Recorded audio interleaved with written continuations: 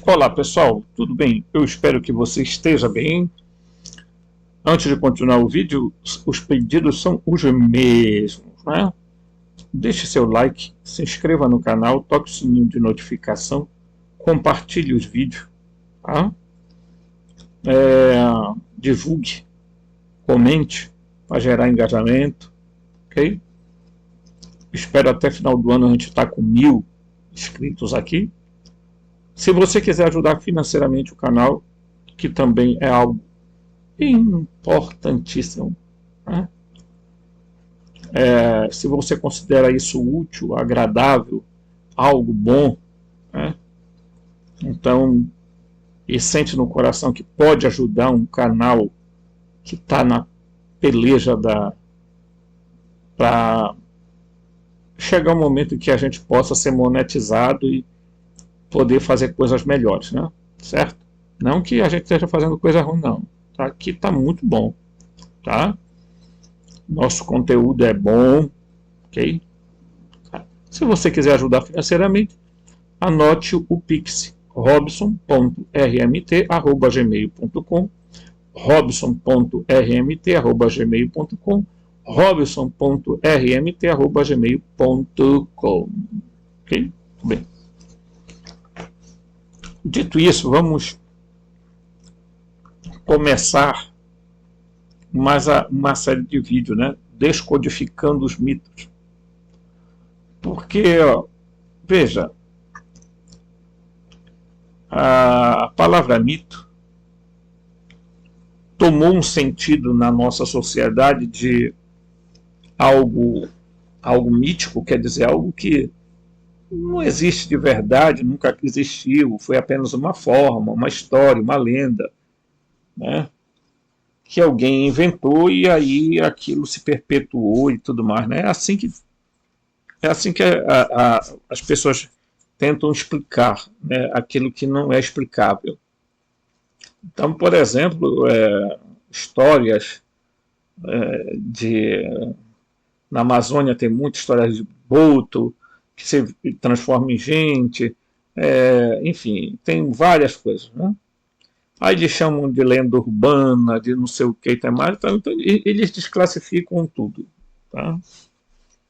E aí eles preferem chamar as histórias antigas de mito, porque tudo foi mito, isso é mito, né? Mito, o mito da criação, o mito dos gnósticos, o mito da Suméria, o mito da Babilônia, o mito não sei de onde. Então é assim, tá? Quando eles querem esconder algo, eles dizem, presta atenção, né? Bem, pois é. Então vamos lá fazer a leitura e comentário do texto e, dentro do possível, já usar as figuras. Ok? Então bora lá. Começando aqui, ó. As centelhas caídas da santidade transcendental dormem na sua prisão, tá? Então eu vou grifar que dormem na sua prisão material, mental e consciencial, entorpecidas pelo quê? Entorpecidas pelas forças da materialidade, fisicalidade, tá? Gênero e mente. Então, vamos lá. Recebemos a centelha divina, né? Vamos lá. Então, esse primeiro corpo energético aqui é o da centelha divina. Aqui, ó. O segundo, este aqui, é o espírito com a consciência e a supraconsciência. Esse outro aqui é a alma, que tem a mente, a vontade e a intelectualidade. E esse é o corpo, que é o quê? Tem os instintos e os órgãos do sentido. Dando para ver? Ok? Então, automaticamente, quando a centelha divina adentrou no mundo, ela criou né? Então, a centelha divina mora no espírito, o espírito habita na alma e a alma habita num corpo. Por que, que o corpo é o último estágio? Porque, segundo Aristóteles, é a alma que dá forma ao corpo. A alma é a forma do corpo. Ok? Isso aqui é importante entender. Tá? Por quê? Porque quando esse corpo falece, tá? O que é que acontece? A centelha divina vai, se você for de uma mente elevada, né, e for um desperto, você vai fazer a centelha se fusionar ao espírito, tá? A esse espírito, que vai se fusionar com a alma. Então, esses três elementos aqui vão formar um outro corpo, semelhante a esse, mas não igual. Porque o próximo corpo não tem os instintos, tá? E os órgãos dos sentidos são muito mais profundos, porque você muda de frequência, muda de vibração e muda de densidade. Ok? Certo? Deu para entender, né? Então, a centelha divina está presa onde? Na materialidade. Não é que você vai desprezar o corpo. Não. Você vai perceber que o corpo é importante. Por isso que você tem que cuidar do seu corpo. Porque dentro do seu corpo está Deus.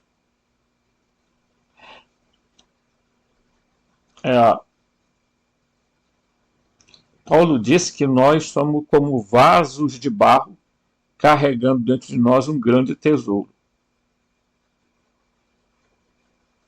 Ok? Então, as pessoas, elas precisam entender esse processo. Ok? Precisam entender esse processo. Então, vamos lá. As centelhas adormecidas não foram abandonadas pela unidade última do Deus verdadeiro. O Deus verdadeiro é a fonte. Mas há um esforço constante que é direcionado para o seu despertar e libertação. Então, portanto, não venha dizer que não está sendo feito nada para você despertar ou acordar. Não é verdade. Tá? Você está sendo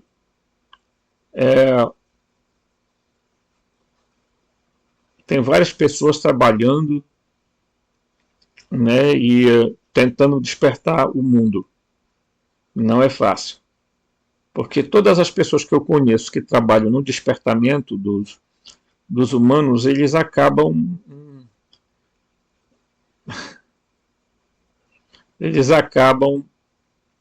sendo taxados de conspiracionistas, malucos e etc.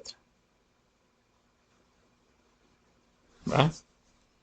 Então, às vezes a pessoa pensa que porque ela está dentro de uma igreja, dentro de um lugar, ela é uma pessoa desperta. Né? Sabe por quê?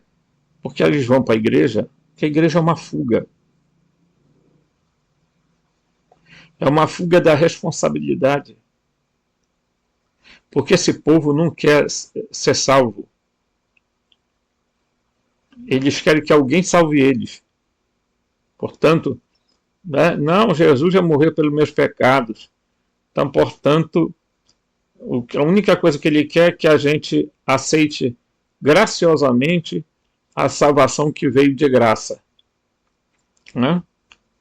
E aí tem aqueles que dizem que a salvação vem por obra, outros dizem que a salvação vem por fé e graça, e outros dizem, olha, a salvação vem por fé e vem por obras. E tem gente que diz que a salvação é pela graça. Pronto, acabou. Ninguém merece ser salvo. Só a graça de Deus mesmo para salvar, porque todo mundo é pecador. O apóstolo Paulo vai usar exatamente esse termo, dizendo: todos pecaram e destituídos estão da doxa de Deus. Glória quer dizer do peso. Destituído quer dizer vocês estão deixados de fora da Gavod. Gavod ou Gavod de Deus. Que no grego é doxa. Então, é como se o apóstolo Paulo estivesse dizendo: vocês estão fora do... Todos os pecados estão privados de estarem na... Porque Gavod foi traduzido como glória, né? Algo que tem peso. O termo Gavod quer dizer aquilo que tem peso, aquilo que é pesado. Então, portanto, não está se referindo a nada de algo espiritual, está se referindo a um objeto.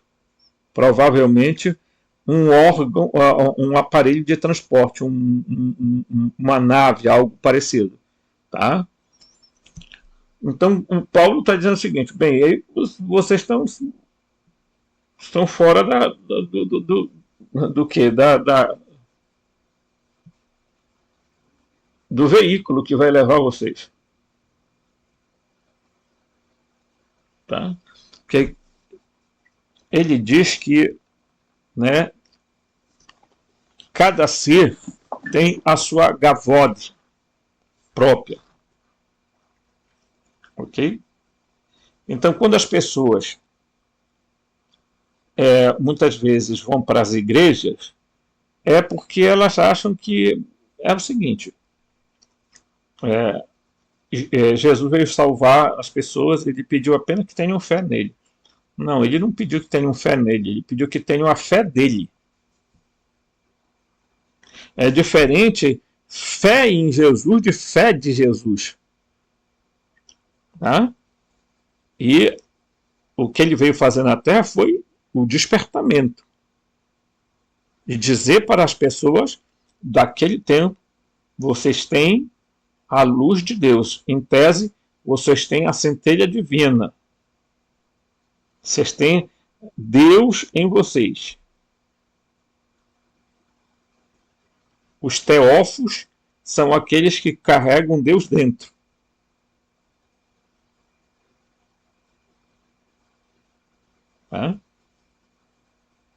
A palavra teófilo significa amigo de Theos, de Deus. Ok? Então, é preciso ter este entendimento. Tá? Então, ninguém pode dizer que não está sendo despertado. Entre os ajudantes das faíscas adormecidas, tá? Que são faíscas de fogo mesmo, né? Uma posição particular de honra e importância pertence a Sofia. Tá? Pertence a Sofia. Aí eu quero chamar a atenção de algumas pessoas que se perguntam por que a Sofia não está no pleroma e ela está no paraíso. Porque o paraíso, pessoal, é o lugar onde estão a Sofia e está o Cristo. Tá? Certo? Por quê? Porque os espíritos que... Vamos lá. Os espíritos que ultrapassam, sabe? Que conseguem romper as barreiras energéticas das esferas dos arcontes, eles ficam no paraíso, até que todas as centelhas estejam reunidas para a restauração de todas as coisas e todos voltem para o prelom. Oh, Jesus, misericórdia. Para o pleroma. Tá? Nossa, Parece que não quer sair, né? O negócio engata que bora lá, bora lá, bora lá. Tá? Então, para que serve o paraíso? O paraíso não vai entender paraíso como aquele sentido de árvores bonitinhas, tudo lá, maçã, pera por todo canto, não. É um lugar onde as pessoas vão ficar para aguardar até a restauração de todas as coisas, tá? A quebra da Matrix, a libertação das centelhas divinas, né? Para voltarem para um mundo pleromático, ok? Então, preste bem atenção nisso. O paraíso existe como um lugar aonde as centelhas que ultrapassaram, tá, as esferas, né, vão ficar aguardando, junto com Sofia, junto com Cristo, né, a restauração, alguns usam o termo fim do mundo, né, até fim do... Né, enfim, eles vão ficar aguardando lá. Eles não passam direto para o pleroma, porque há esse processo de aguardo de todas as centelhas. Aquelas, claro, que despertaram. As que não despertaram, pessoal, elas têm... Há uma coisa que é muito difícil de entender, mas chamada de morte eterna quer dizer a completa extinção da pessoa. A pessoa deixa de existir. Ok? Então, isso é muito importante entender. Ok? A Sofia tem uma grande missão. Ela esteve envolvida na criação do mundo, desde então permaneceu a guia de seus filhos humanos e órfãos.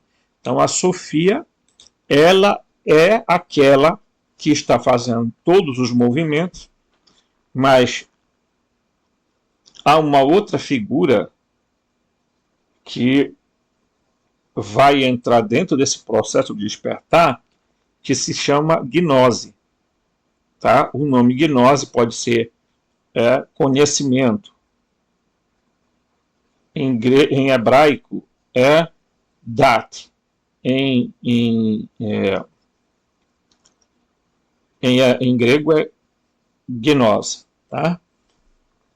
Ela vai agir junto com Sofia para essa completa transformação, que eu já expliquei aqui, que nós estamos no período da nosfera, né? A esfera do nous, do espírito. Então, portanto, nós estamos próximo, né? Estamos caminhando para o Cristofera, e aí nós vamos para o ponto ômega, que é a completa realização de tudo, que vai ser o momento em que o demiurgo e seus arcontes serão eliminados, tá? E não pense que será impossível para eles também. Conta essa história de Sabaote, por exemplo, que era um arconte, e ele decide, então, não mais seguir o que o pai queria. Então ele acaba sendo ajudado pela Sofia e é colocado na esfera de Sofia. Né? Então a Sofia está acima, uma esfera acima do Yaldabaoth. Ok? Vocês estão entendendo, né, Bê? Então, então ele... O despertar da essência divina mais íntima do ser humano é efetuado pelo conhecimento salvífico, isto é, ter o poder ou o desejo de trazer a salvação. Isso é chamado de gnose. Tá? A gnose não é provocada pela crença, ou pela realização de ações virtuosas, ou pela obediência aos mandamentos, né? Pois estes podem, na melhor das hipóteses, servir apenas como circunstâncias preparatórias do conhecimento libertador.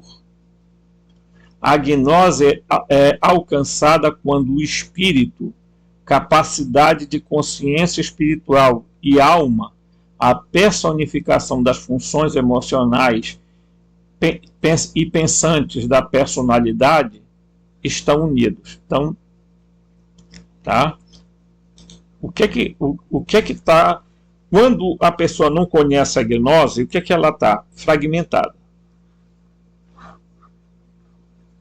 Aqui que está a questão. Fragmentação, né, é diferente de fusionamento, de unificação, de fusão. Tá? Fragmentação, fusão. Então, enquanto nós tivermos, né, cada corpo desse estiver desconectado um do outro, nós não teremos a gnose. Porque a gnose, quando ela chega para fazer esse processo de unidade entre estas partes. Tá? Certo? Ok? Então, a transformação que a gnose provoca é a completa fusão. Tá? É o fusionamento entre esses elementos. Paulo vai chamar isso aqui de homem interior. O homem interior. Tá? Porque o homem exterior é o corpo com os seus instintos e os seus desejos. Ok? Vamos ver aqui uma coisa aqui que eu quero mostrar para vocês, né? Vamos aqui no download. Então vamos lá. Então o que nós precisamos entender? Primeiro, tá? Olha aqui.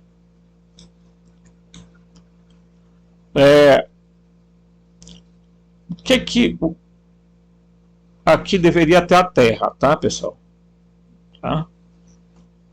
Mas a Terra está presa exatamente, ok? Por quê? Porque ela está entre a Lua, ok? O Saturno e o Sol. Por isso que aqui está escrito Saturno.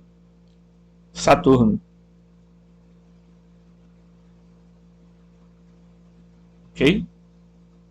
Então, os seres humanos, quando saem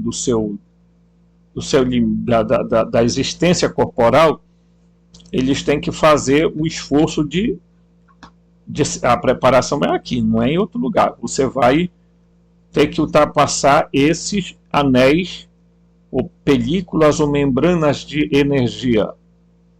Ok? Deixa eu ver se tem alguma coisa para cá. Não, tem mais tempo para cá. Ok? Então, eu vou mostrar aqui e vou mostrar aqui. Tá? Então, aqui tem, olha só, vou até mais aqui, né? Aqui tá, olha, Lilith, Eva e Adão. No Egito era Néfites, Sete e Ísis e Osíris. Aqui eram 4, tá? Aqui eram os 3. Lilith, Eva e Adão. Ok? Muito bem. Então, quando nós entendermos isso aqui, tá? Que todos nós vamos ter que fazer esse processo de ultrapassagem aqui, porque a sua missão é chegar aqui no céu, império,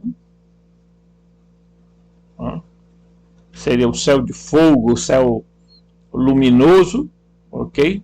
Mas por enquanto você vai ficar neste oitavo céu, ok? Aonde está Sofia, certo?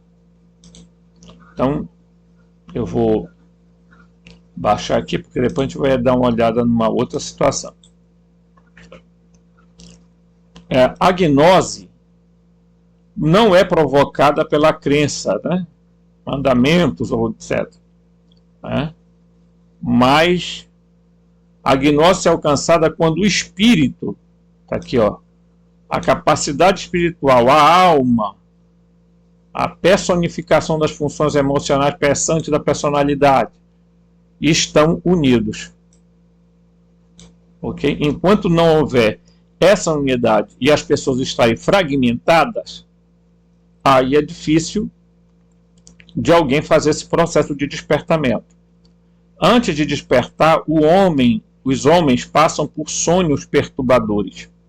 O homem não alcança o conhecimento que o desperta desses sonhos pela cognição, mas através da experiência reveladora. E esse conhecimento não é uma informação, mas uma modificação do ser sensível. O despertar, tá, de qualquer indivíduo é um acontecimento cósmico. Ok? Um conhecimento cósmico. Desde os primeiros tempos da história, passageiros de luz foram enviados a partir da unidade última, né, que é a fonte. A tarefa destes mensageiros sempre foi o avanço da gnose nas almas dos humanos. O maior desses mensageiros em nossa matriz histórica e geográfica foi o Logos, descendente de Deus, manifestado em João Batista, tá? Ok? Também em Jesus, tá?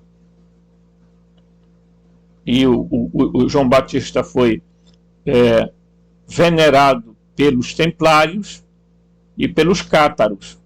Tá? Hoje ainda existem os mandeístas, né, que ainda conservam os conhecimentos da gnose. Ok? Muito bem. Então nós vamos entender aqui algumas coisas interessantes. Ó. As partes desassociadas da alma fragmentada transformam-se em diferentes mundos de experiência e ficam aprisionadas em vários problemas artificiais, em diferentes planetas e luas, e em parte como formas de vida baseadas em silício, mundo em si, ou também na Terra como formas de vida de carbono, mundo C. Tá? Fragmentos da alma passam experiências que não fazem parte do divino, mas de uma realidade demoníaca. Então, o que ocorre? Ocorre que quando alguém que não conseguiu despertar, que não conseguiu acordar, ela não consegue o fusionamento da centelha divina com o espírito, com a alma, para criar um novo corpo. O que ocorre? Tá? Ela apenas acaba passando para o outro lado com um corpo puramente psíquico ainda, mais denso, tá? E ela fica aprisionada ou nas esferas dos arcontes, tá? Nos diversos planetas e luas. Por isso que o pessoal não vão encontrar ninguém em planeta nenhum desses aí, porque esses pontos que eles chamam de planeta, que são estrelas errantes, que são astros, na verdade, eles são lugares de aprisionamento de pessoas.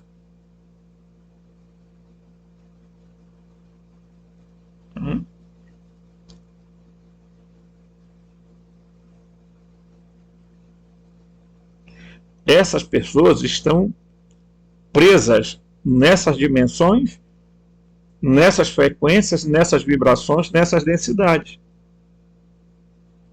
Essas pessoas não conseguiram chegar ao paraíso. Então, essa da Lua, né, todos os planetas que vivem ao redor da Terra, o que é que acontece?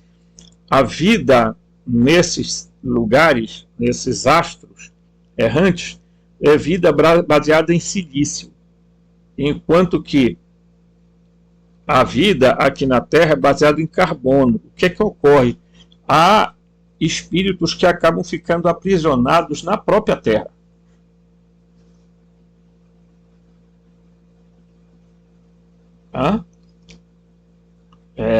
São chamados aqueles espíritos que simplesmente não conseguiram, pessoal, nem mesmo ultrapassar os primeiros limites,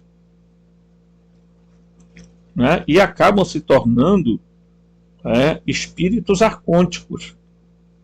E eles acabam sendo usados pelos próprios arcões para criar situações complicadas na vida das pessoas. Tá? Então, esse entendimento nós precisamos ter. Né? Então, quando eu falo aqui para as pessoas sobre a questão da reencarnação, é porque o que vem para a Terra não é uma personalidade. É um fragmento da pessoa. Não é a totalidade da pessoa que vem. Por quê? Porque a pessoa está lá fragmentada. Ela não conseguiu fusionar.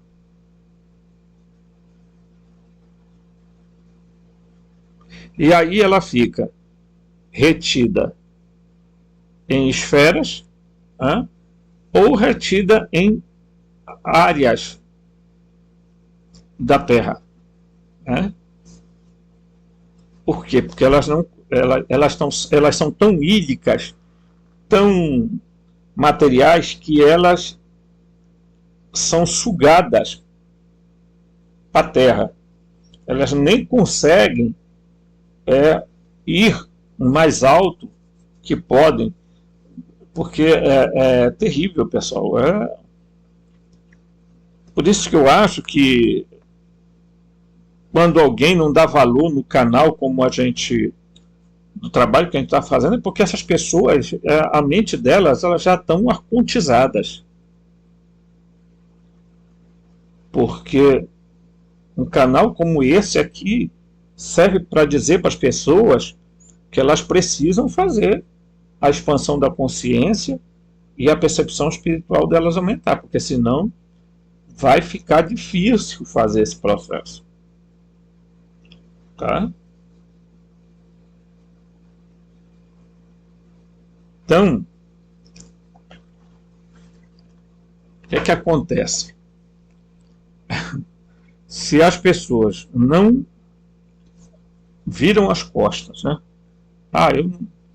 Eu não vou entender, não quero entender, não vou ligar, eu não quero saber isso, porque isso aí é contra a minha fé, contra os meus dogmas, minhas crenças. Então, complicado, muito complicado. Tá? Os fragmentos da alma passam por experiências que não fazem parte do divino, mas da realidade chamada arcôntica aqui. Ele usa o termo aqui demoníaco, que não é muito legal.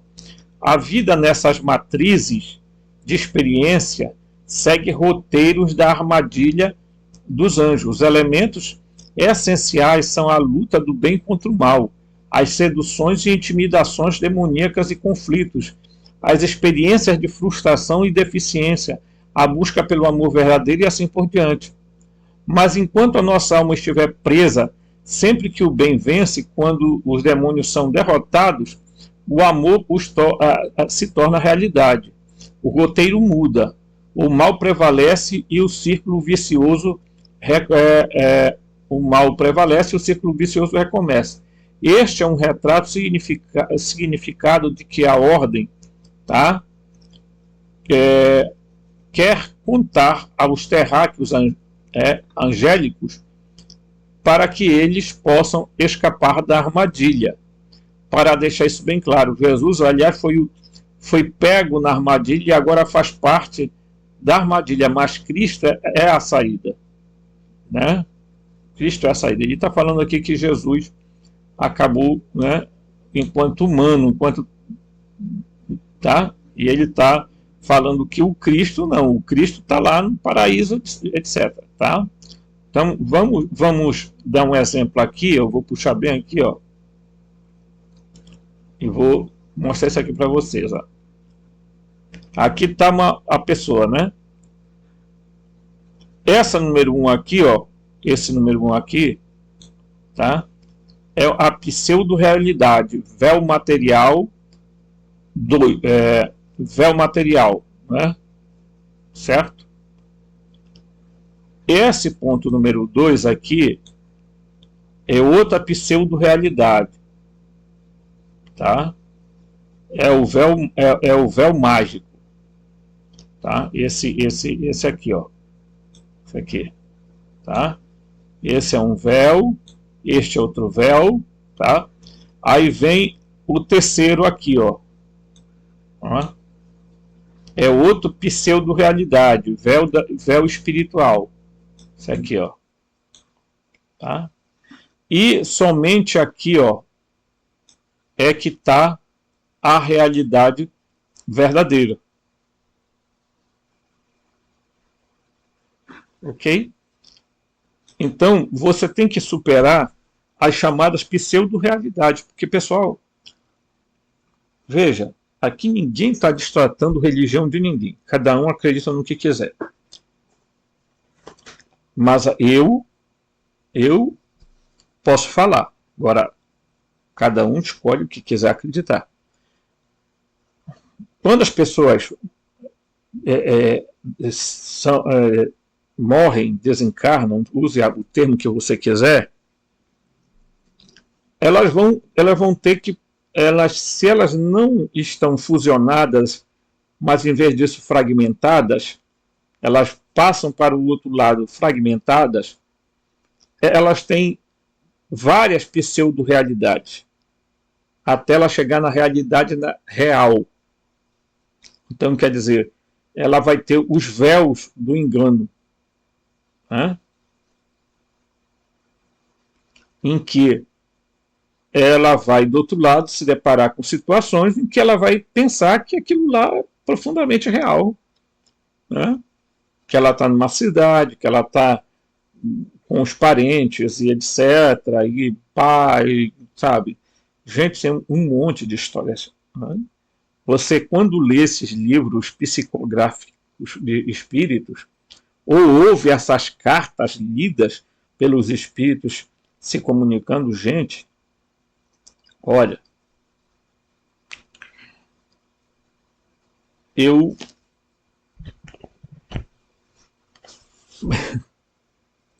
perdi um amigo, ele morreu num acidente de moto. Dias depois, o irmão dele me disse assim: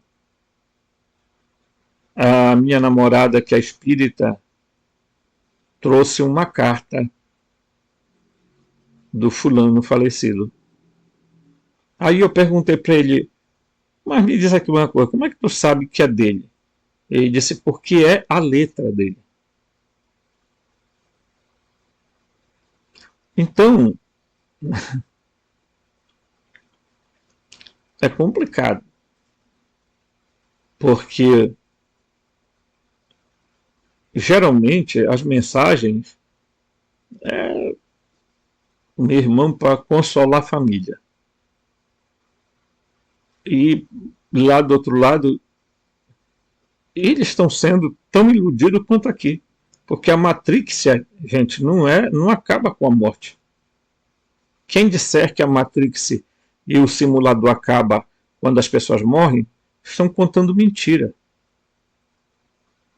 Não acaba. Porque você tem que sair.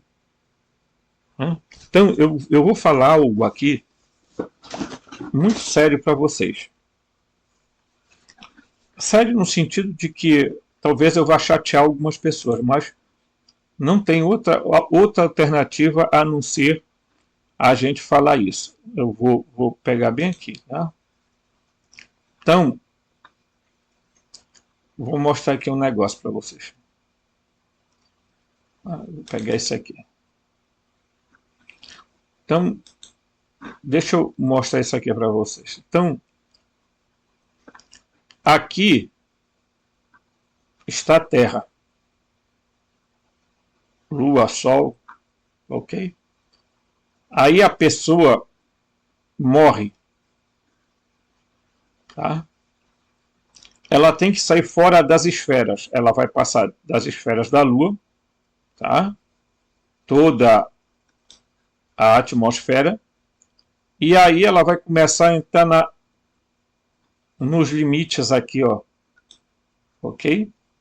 E ela vai ter que ultrapassar o último, que é o Saturno, tá? Porque ou ela fica aprisionada aqui, ou ela ficará aprisionada numa dessas áreas tá? Da Terra, tá? Num desses círculos aqui, ó, ok? Tá? Ou ela virá para o submundo, aonde também ficará aqui, ok? Vamos lá, tá? Então, ela virá ou ela vence aqui, sobe aqui, ela sai desse sistema, dessa matrix, tá? Ou ela ficará aprisionada, porque eu vou mostrar para vocês, voltando aqui, que isso aqui que eles chamam de raquia, ou firmamento, ou domo, tá? Esse domo aqui, ó, esse domo, esse, porque eles acham que só tem um, né? Então são 7 céus, são 7 domos, ok? Eles acham que esses domos, tá? Veja o que acontece. Eles acham que os domos são proteção. Deus fez os domos para que os seres humanos ficassem protegidos, tá? Então eu vou usar aqui uma coisa. Então, vamos cair na onda do pessoal e vamos fazer a ideia do domo, tá? Que os caras estão mais preocupados com o domo do que com qualquer outra coisa. Então, você vê o domo e você diz assim, isso aqui é proteção. Não. A primeira coisa que o domo, eu vou mostrar aqui para vocês, é que o domo é prisão. A segunda coisa do domo é feito para captar energia. Tá?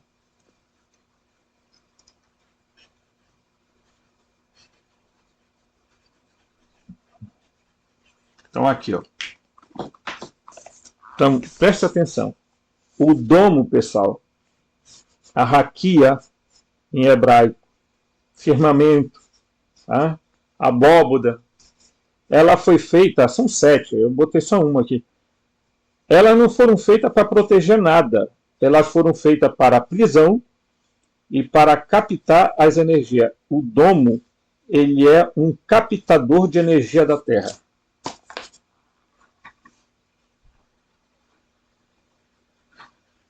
Né? Então, esse povo, eles ficam defendendo terra plana, mas eles não sabem que esse domo aqui, essa raquia aqui, é apenas para sugar a energia do povo que vive aqui nessa esfera, nessa parte da Terra. Porque existem outras partes para cá, gente. Não se iludam. Há outros continentes. Mas a raquia cobre toda a extensão da Terra. A Terra é muito maior que isso aqui. Tá? Então, o que é que acontece? A Terra é como se ela tivesse anéis igual Saturno. Tá? ela tem outras dimensões, outras terras para cá, para cá, para cá. Tá? Alguns falam em 178 mundos, outros falam em 200 mundos. Tá? Enfim, existem várias teorias. Ok? Então, eu estou falando isso porque é muito importante as pessoas entenderem o que está ocorrendo no mundo, entendeu? Porque senão elas vão ficar exatamente enganadas pela chamada pseudo-realidade, ok? Então, olha aqui. Então, qual é o primeiro nível?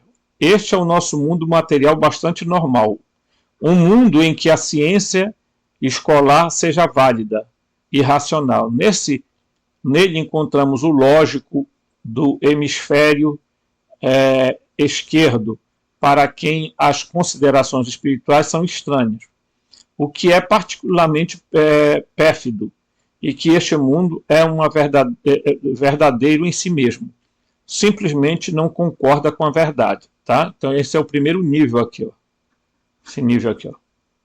Tá?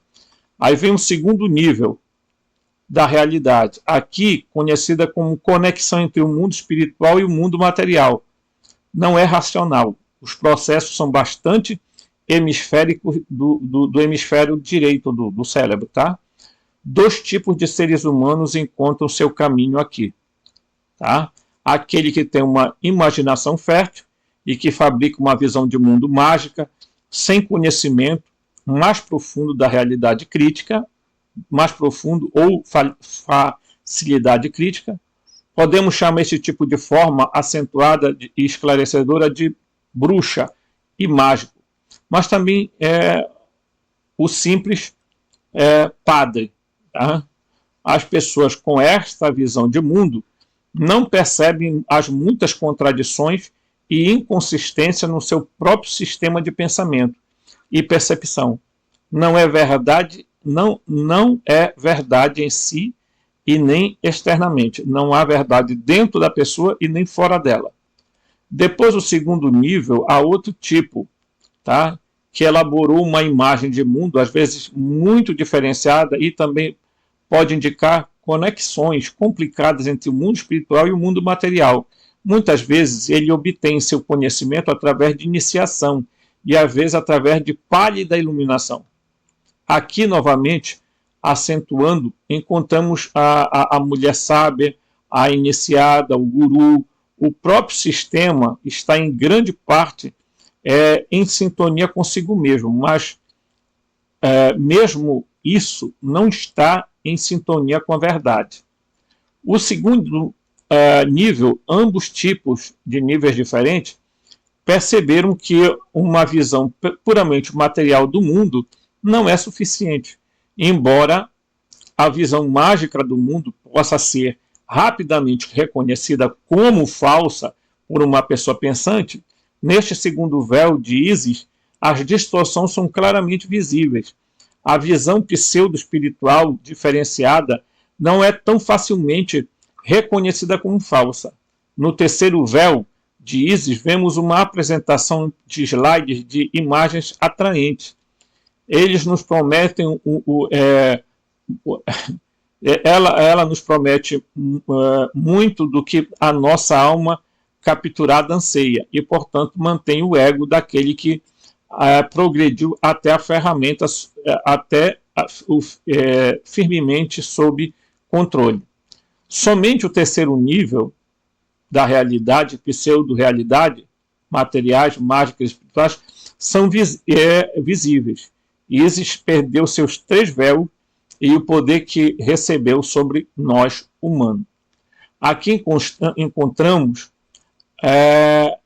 alguns que, quando os outros têm boa vontade, podem ajudar a libertar toda a humanidade, ou pelo menos um número crescente de indivíduos, das falsas realidades. Olha aqui, ó, falsas realidades. Ísis ainda resiste, porque não fica muito bem nua, mas isso vai acontecer. Ísis será revelado. Tá? Eu não sei se vocês se lembram é, que a, a Blavatsky escreveu, né, os véus de Ísis, né? Então, o que isso significa literalmente? Significa que o Demiurgo, quando projetou, tá, esse nosso planeta, pessoal, ele, diremos assim, ele usou uma tecnologia geométrica para exatamente manter presa a mente das pessoas. Precisa ter bastante entendimento sobre isso, porque senão você acaba sendo enganado. Por quê? Porque às vezes existe um pseudo-conhecimento, uma pseudo-espiritualidade, uma pseudo-gnose e etc. Então você tem que tirar os véus. Se você não tirar os véus, você não conseguirá ver a realidade. Você não consegue ultrapassar esses véus de Ísis. Ok? Certo? E aqui, deixa eu olhar aqui o negócio. Aqui, né? Olha aí, ó. O Demiurgo é equiparado e entronizado na sétima esfera, ou seja, na esfera de Saturno, ou na oitava, como algumas escolas gnósticas falam, mas na verdade é na sétima mesmo. Como os ofitas, os valentinianos chamam de Ialdabaoth, Saklas ou Samael, e o equiparam a Javé da história da criação. A mãe comum do Demiurgo e dos arcontes é Sofia, né? Ela é Sofia, mas ela não é a Barbelu, tá? A Barbelu não tem nada a ver com isso aqui, ok? O objetivo dos gnósticos é libertar o homem do cativeiro neste mundo inferior.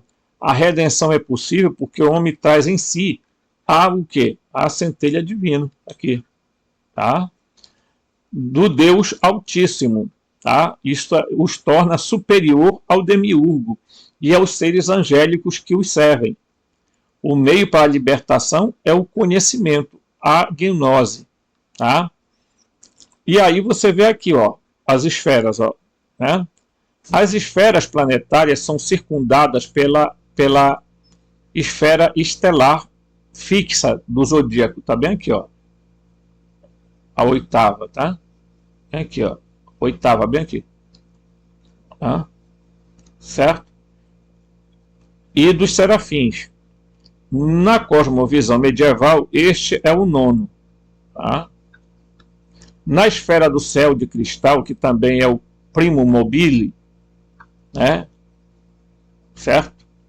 Na ideia cristã, segundo a tradição, o conceito de céu de cristal ou esfera de cristal foi derivado do Gênesis, onde no segundo dia da criação se fala no firmamento, na criação do firmamento. No hebraico significa raquia, através do qual as águas celestiais e terrenas, tá, são elevadas.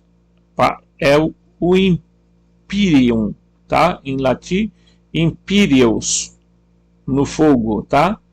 No grego é Empyros, o céu de fogo, a morada divina e elevada da Trindade, dos deuses primordiais. Então, onde está o pleroma, Robson? Tá? Você já vai entender.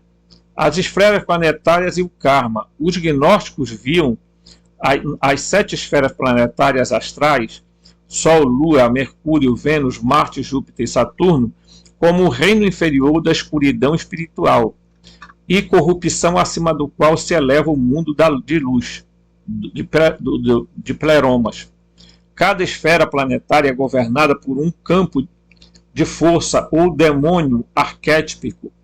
Durante a sua descida pelas esferas, a alma fica impregnada de respectivo selo dos planetas, os pecados capitais. Os gnósticos tinham, portanto, uma visão negativa e pessimista da astrologia. Não porque não funciona, muito pelo contrário. É através das influências astrológicas que os arcontes são capazes de escravidar as centelhas da alma divina e ligá-las à carne. Do ponto de vista dos gnósticos, todo o universo físico é demiúrgico e mal. Por quê? Obscurece o nosso conhecimento espiritual. A matéria também pode ser chamada de véu de Ísis. Está entendendo aqui? Acabamos de falar sobre o véu de Ísis, então a matéria é o véu de Ísis. Então, quando eu já falei isso aqui, quando a pessoa nasce, o que acontece, pessoal? Você nasce em um dia, numa hora e tal, e isso tem a ver com as conjunções astrológicas. E é através dessas conjunções astrológicas que o demiurgo controlam os humanos.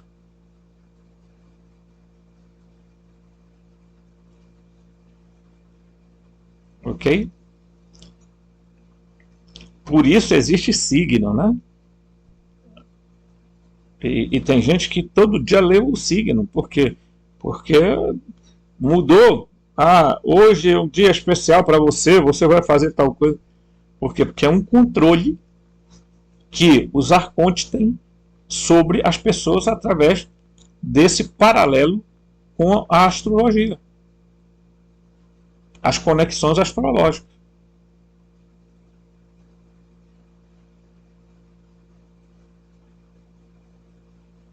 Então, a gente precisa ter muita noção de que o aprendizado gnóstico, gente, é muito importante, tá? Aí nós vamos ver que no oitavo céu, que é o chamado de Ogdoas, né? Ou Agdoade, circunda, de acordo com a cosmologia de muitos sistemas gnósticos, as 7 esferas planetárias, que são entendidas como um reino inferior irrepreensível de trevas. Tá? A oitava frequentemente forma a região estelar fixa com o zodíaco, que é a dodeca, ou dodeca. Tá? Os Agdoas, ou ainda são contados entre a criação inferior, ou já formam a transição para a esfera espiritual de luz dos puros seres angélicos do pleroma, que emanam de fonte insondável, do Deus desconhecido. Entre os ofitas, o Leviatã serpenteia pelas esferas planetárias como uma cobra, o Ouroboros, né? O Ouroboros, tá? Do grego, comedor de cauda, e as separa da região do zodíaco. O Leviatã aqui é tanto senhor e rei do mundo, quanto e rei do mundo criado, quanto da alma do mundo que permeia todas as coisas, tá? Então você vê aí, né? O malvado arconte-chefe, que é equiparado ao demiurgo pela maioria dos gnósticos, é entronizado no sétimo. Está bem aqui.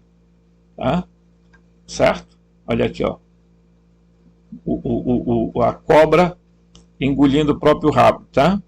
A esfera, ou seja, a noosfera satélite, ou a atenção plena, ele é o governante dos arcontes que governam as esferas planetárias. Os arcontes são eles, tiranos demoníacos, que também determinam o destino doloroso, tá, da humanidade Terra. Em algumas escolas gnósticas, como os ofitas valentinianos, o demiurgo é governante dos arcontes, é chamado de Sacles e Samael, e é equiparado a Javé da história bíblica da criação, que também é avaliado negativamente. Tá? Então, você imagina aqui, ó. Então, eu vou trazer aqui para lá. Vou trazer aqui. Vamos voltar bem aqui em cima, aqui, onde nós estávamos vendo agora há pouco os. Olha aqui, olha a foto do Demiurgo aqui, né? Como é que o Demiurgo? Aqui a gente viu, né? Agora não sei se a gente tem aqui ainda. Né? Ok. Acho que nós não pegamos, nós passamos pelo. Tá? Então, assim.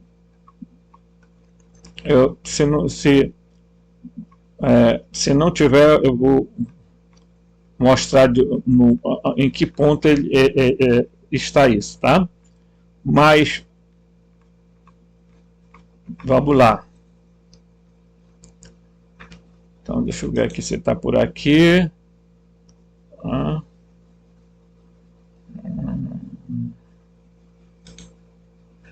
Mas vamos ficar aqui com essa aqui, tá? Então, é o que eu quero mostrar para vocês, isso aqui. Deixa eu ver se eu consigo aqui. Aqui, ó. Então, vocês imaginam que esse aqui, tá? Eu acho que eu tenho ele aqui melhor ainda. Tá? Então, olha aqui. Bem aqui, ultrapassando Saturno, tá? Na oitava esfera, essa esfera, ela é o limite, tá? Este é o mundo inferior, para cá para baixo, de Saturno para cá, o mundo é inferior, e da oitava esfera em diante diríamos assim, é o entremeio, tá? A esfera 8, 9 e 10, elas vão ser as esferas que vão dar passagem para o universo ou o pleroma, né? Então, o universo, diríamos assim, material ou inferior, o mundo inferior está abaixo de Saturno. Tá? É por isso que eles estão falando exatamente isso aqui. Tá? Por quê? Porque as esferas superiores são as que estão aqui acima da oitava. Ó, tá? Então, aqui, ó, vocês estão vendo, ó, certo? Aqui não dá para ler, gente, porque além de ser também palavras de outra forma. Mas aqui, ó, nós temos a serpente, né? Certo? No diagrama ou fita, que é esse aqui, ó. Aqui, ó. Esse aqui. Aqui, ó. Esse aqui. Tá? No diagrama ou fita, você vê a serpente maligna Leviatã, que enrola nas 7 esferas planetárias e na Terra. Isso também se aplica aos planos astrais em que entramos após a morte. A serpente é o Ouroboros, que marca a fronteira entre a nossa realidade e o pleroma. Vocês estão entendendo aqui? Tá? Então, você vai dizer, Robson, então agora eu estou entendendo. Depois de Saturno, as esferas superiores. Essas esferas daqui que nos separam do pleroma. Por isso que as pessoas ficam retidas no paraíso. Por que elas não vão direto para o pleroma? Porque há que se esperar que as centelhas divinas acordem. Não tem como, pessoal. Tá? Então vocês veem que ele está falando exatamente isso aqui, ó. Tá? A serpente é o Ouroboros, que marca as fronteiras da nossa realidade e o pleroma, que é outra realidade. Vivemos literalmente na barriga do monstro. Tá? Então, isso é muito importante a gente entender. Tá? Então, inclusive, olha, diz aqui, ó, se você tem uma ideia preconcebida do mundo, você edita a informação quando isso leva a um determinado caminho. Você não desafia as suas próprias crenças. Quem disse isso? David Icke, aqui, ó, tá? Um grande escritor. As alegações de Icke sobre a matriz Saturno-Lua se encaixam precisamente com a minha experiência, tanto pessoalmente como astrólogo, de como dos ciclos tal, ele vai falar dos 29, tal, isso aqui, né, não é interessante, mas aqui ele vai falar uma coisa muito importante, ó, aqui, ó.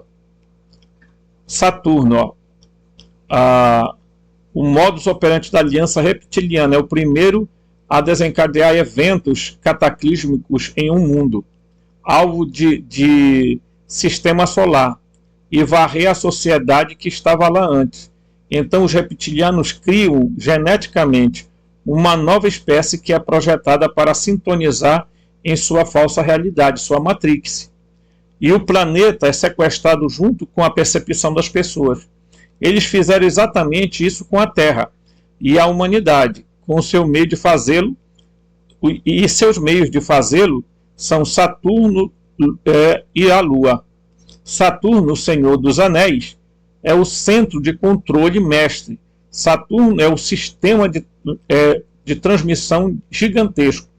Eles acabarão descobrindo que os anéis estão cheios de cristais e não de gelo. É um tipo de cristal que não estamos familiarizados na Terra. Os anéis não são naturais e, ao mesmo tempo, Saturno era um anã marrom convencional. Não tinha anéis. Então, veja, quando a gente traz esse aspecto, a gente está dizendo para as pessoas, olha, é preciso que as pessoas entendam aonde elas estão, por que elas estão aqui e o que elas têm que fazer para acordar, para despertar e para não ficar sendo enganadas por falsas crenças, por falsos pseudo-espiritualismo, pseudo-determinadas coisas por aí, que no fundo, só acabam refletindo ainda mais a Matrix. Tá? Então, eu espero que você tenha gostado do vídeo. Se gostou, deixe seu comentário embaixo, deixe seu legal e vamos tocar o barco para frente. Ainda temos muita coisa para estudar. Forte abraço e até o próximo.